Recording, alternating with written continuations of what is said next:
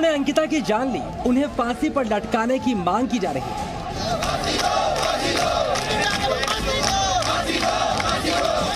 पहाड़ की बेटी अंकिता, जो सिर्फ 19 साल की थी, उसकी मौत का पूरा सच सामने लाने के लिए आंदोलन चल रहा है। उत्तराखंड के लोगों के दिल में गुस्सा है और दिमाग में कई सवाल हैं, और जब तक सभी सवालों का जवाब नहीं मिलेगा, तब तक ये गुस्सा भी शांत नहीं होने वाला है। ये उत्तराखंड के श्रीनगर में अंकिता को इंसाफ के लिए चल रहे आंदोलन की तस्वीरें हैं। अंकिता की हत्या के बाद लोगों के अंदर कितना गुस्सा भरा है, ये आपको उनकी बातें सुनकर मालूम चल जाएगा। लोग यहाँ पर दूसरे जिलों से भी अंकिता को इंसाफ दिलाने के लिए पहुँच रहे हैं। हमारा जो है मेन मुद्दा ये है कि जो फास्ट ट्रैक कोर्ट के माध्यम से इनको तुरंत फांसी दी जाए, तीनों को। हमारा कोई मैटर नहीं है उसमें। अब एक बिटिया को 5 दिन से गोल किया गया। दूसरा, मैं एक चीज़ बोलना चाह रहा हूँ, क्योंकि लोगों को डर ये सता रहा है कि कहीं ना कहीं राजनीतिक दबाव है। अंकिता का परिवार फुल पोस्टमार्टम रिपोर्ट मिलने से पहले अंतिम संस्कार करने से इनकार कर रहा था, लेकिन जब प्रशासन ने काफी समझाया तो अंकिता का परिवार अंतिम संस्कार के लिए तैयार हो गया। लेकिन पहले अंकिता के पिता ने इससे इनकार किया था। उसमें हमें शंका है कि इसके साथ क्या क्या हरकतें हुई, तो जब तक ये हमें प्रूफ नहीं मिला कि अंकिता के साथ क्या हुआ और उसके जो पोस्टमार्टम रिपोर्ट हमें नहीं मिली, तब तक मैं अपनी लड़की का देह संस्कार नहीं करूँगा। और मैं मुख्यमंत्री से गुजारिश करता हूँ कि 3 जो आरोपी हैं, तुरंत इनको जो है फांसी की सजा दी जाए। फास्ट ट्रैक में इनको तुरंत फांसी की सजा दी जाए। खास बात यह है कि अब ये लड़ाई सिर्फ अंकिता का परिवार नहीं लड़ रहा, आम लोग भी अंकिता को इंसाफ दिलाने के लिए सड़कों पर हैं। गुस्साए लोगों ने श्रीनगर हाईवे जाम कर दिया। पुलिस ने जाम खुलवाने के लिए अंकिता के पिता से भी अपील करवाई, लेकिन लोगों पर इस अपील का असर भी नहीं पड़ा। लोगों को अंकिता के मर्डर से जुड़े सारे सवालों के जवाब चाहिए। मुख्यमंत्री जी आश्वासन दे चुके हैं कि फास्ट ट्रैक के अंतर्गत मैंने ऐसा ही गठित कर दिया है, तो ये पूरी जांच करेंगे।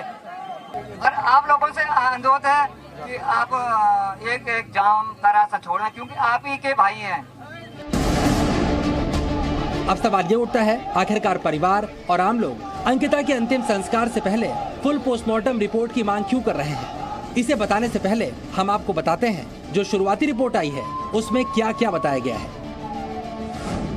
शुरुआती पोस्टमार्टम रिपोर्ट के मुताबिक अंकिता की मौत नहर में डूबने से हुई। अंकिता के शरीर पर चोट के कई निशान मौजूद हैं। इसका मतलब यह है कि नहर में फेंकने से पहले उसके साथ मारपीट भी की गई। हमारा पूरा प्रयास होगा कि विवेचना गहराई से हो और जो है जल्द से जल्द इसमें ट्रायल हो और दोषियों को कठोरतम सजा दिलाई जा सके। लेकिन अंकिता के परिवार के लिए ये सच काफी नहीं है। आरोपी एक रसूखदार परिवार से ताल्लुक रखता है। ऐसे में अंकिता के पिता चाहते हैं कि अंकिता के साथ 18 सितंबर की रात जो कुछ हुआ उसकी पूरी जानकारी पहले परिवार को सौंपी जाए, तभी अंतिम संस्कार किया जाए। डिमांड तो हमें नहीं है सर, लेकिन मुझे ये चाहिए कि जो मैंने अपनी लड़की खोई, तो मतलब उसके जो मतलब एक साबित हो कि इसके साथ क्या क्या व्यवहार किया गया। तो हमें पोस्टमार्टम रिपोर्ट चाहिए। चलिए अब हम आपको ये भी बताते हैं आखिरकार प्रशासन पोस्टमार्टम की फुल रिपोर्ट देने की मांग पर क्या सफाई दे रहा है। देखिए, पोस्टमार्टम रिपोर्ट जो हमारे मेडिकल स्पेशलिस्ट वगैरह द्वारा जो की जाती है, तो अच्छा यही है कि वो प्रॉपर जितनी भी इंक्वायरी उसमें होती है और प्रॉपर जो भी उनकी मेथोडोलॉजीज रहती हैं उसके बाद आए। ये वाली बात परिजन समझ भी रहे हैं कि इसमें 2-3 दिन लग जाते हैं, जो सैंपल वगैरह जाते हैं। इसके अलावा भी अंकिता मर्डर पर एक्शन को लेकर कई सवाल खड़े किए जा रहे हैं। एक सवाल बुलडोजर की कार्रवाई पर भी उठ रहा है। रातों रात बिल्डिंग पे बुलडोजर चला दिया जाता है और प्रदेश का और जिले का प्रशासन डीएम बोलता है ये आदेश मैंने नहीं दिए थे। आरोपियों को सिर्फ और सिर्फ फांसी की सजा दी जाए, तब तक हम ये आंदोलन जो है, ये हमारा आंदोलन चलता रहेगा और आगे भी चलता रहेगा। अभी तो लड़ाई बहुत लंबी है। वहीं अंकिता की चैट से इस बात का खुलासा भी हुआ था कि पुलकित और उसके साथी किसी वीआईपी मेहमान को खुश करने के लिए अंकिता पर गलत काम करने का दबाव डाल रहे थे। लोग चाहते हैं उस वीआईपी का नाम भी सामने। किस क्लाइंट के लिए हमारी पहाड़ की बेटी को परोसा जा रहा था, उसका नाम सार्वजनिक होना चाहिए। प्रशासन की सफाई अपनी जगह है, लोगों का गुस्सा अपनी जगह। भले ही उत्तराखंड सरकार की ओर से पीड़ित परिवार को इंसाफ दिलाने का आश्वासन दिया जा रहा हो, लेकिन जब तक अंकिता को पूरा इंसाफ मिलता नहीं, तब तक गुस्से की ये आग भी ठंडी पड़ती नहीं दिख रही। राजू राज, जी मीडिया, श्रीनगर, उत्तराखंड।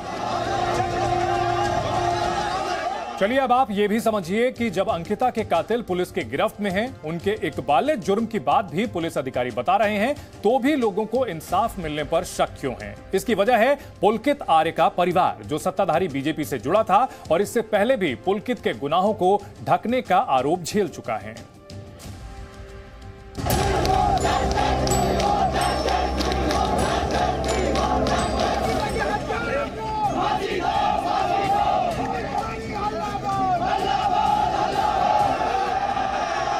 उत्तराखंड के श्रीनगर में पुलिस और प्रदर्शनकारियों के बीच झड़प हुई।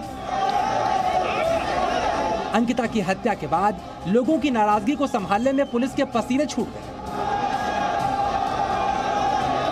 लेकिन जब उत्तराखंड के मुख्यमंत्री भरोसा दिला रहे हैं, डीजीपी भी इंसाफ दिलाने का दावा कर रहे हैं, बीजेपी के विधायक भी पीड़ित परिवार के साथ खड़े दिख रहे हैं, फिर भी अगर लोगों को इंसाफ के दावे पर पूरा भरोसा नहीं हो रहा, तो इसके पीछे सबसे बड़ी वजह आरोपी पुलकित आर्य का रसूखदार परिवार है। ये पुलकित आर्य के पिता विनोद आर्य हैं, जो बीजेपी सरकार में पूर्व मंत्री रह चुके हैं और फिलहाल बीजेपी के पूर्व नेता हो चुके हैं। बीजेपी का दावा था कि अंकिता मर्डर केस में पुलकित आर्य की भूमिका सामने आने के बाद उसके भाई अंकित आर्य और पिता विनोद आर्य को बीजेपी से निकाल दिया गया, लेकिन विनोद आर्य कुछ और ही कहानी सुना रहे हैं। तो उनके पिताजी जो हमारी पार्टी में थे, भारतीय जनता पार्टी में, उनको पूरी तरह से निष्कासित कर दिया है। उनका एक भाई भारतीय जनता पार्टी में एक वाइस चेयरमैन पिछड़ा वर्ग में थे, उनको भी हटा दिया है। मैंने कल जो है वो अपनी भारतीय जनता पार्टी के सभी पदों से त्यागपत्र दे दिया है और अब हमारे से कोई भी जांच है उसमें हम पूरा सहयोग करेंगे। हम चाहते हैं कि दूध का दूध और पानी का पानी रहे। विनोद आर्य पर इससे पहले भी पुलकित आर्य को कई मामलों में बचाने का आरोप लगा है। इस बार भी एक तरफ विनोद आर्य जांच में सहयोग की बात कर रहे हैं, दूसरी तरफ पुलकित को सीधा साधा लड़का बता रहे हैं। अंकिता के परिवार ने भी विनोद आर्य की बयानबाजी और नियत पर सवाल खड़ा किया है।